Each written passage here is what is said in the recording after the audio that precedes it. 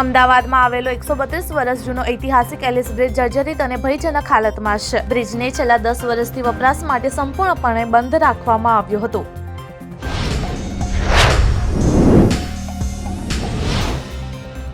ગુજરાતમાં રેશન કાર્ડને આધાર કાર્ડ સાથે ઘરે બેઠા લિંક કરી શકાય છે, જેમાં એપ્લિકેશનના માધ્યમથી ઈ-કેવાયસીને ઝડપી અને સરળ રીતે કરી શકાય છે.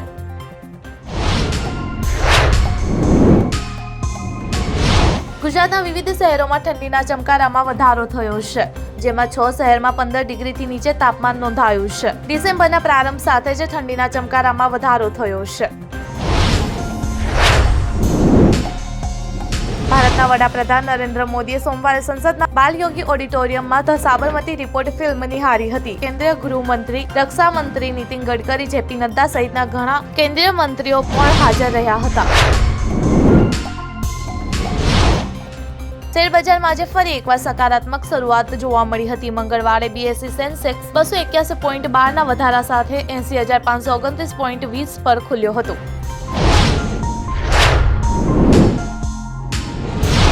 જમ્મુ કાશ્મીરની ઉનાળાની રાજધાની શ્રીનગર પાસે આવેલા હરવાનના ઉપરના જંગલમાં રાત્રે ગોળીઓનો અવાજ ગુંજ્યો હતો, જ્યારે સુરક્ષા દળોને ઘેરો તોડીને ભાગી જવા માટે આતંકવાદીઓએ ગોળીબાર કર્યો હતો.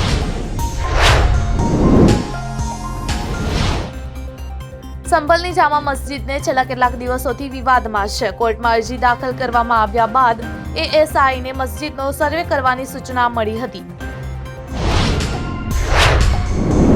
મહારાષ્ટ્રના સીએમ પદ માટે શપથ ગ્રહણ સમારોહ 5 ડિસેમ્બરે આઝાદ મેદાનમાં યોજાશે. આ કાર્યક્રમને ભવ્ય બનાવવા માટે ખાસ વ્યવસ્થા કરવામાં આવી છે. કાર્યક્રમ એટલો ભવ્ય હશે કે તેમાં 40,000 લોકો એકઠા થવાની આશા છે. બાંગ્લાદેશમાં ચિન્મય દાસનો કેસ લડી રહેલા વકીલને લઈને ઇસ્કોન કોલકાતાના પ્રવક્તા રાધા રમણ દાસે મોટો દાવો કર્યો છે. કહ્યું છે કે કૃષ્ણદાસનો બચાવ કરી રહેલા એડવોકેટ પર ક્રૂર હુમલો થયો છે.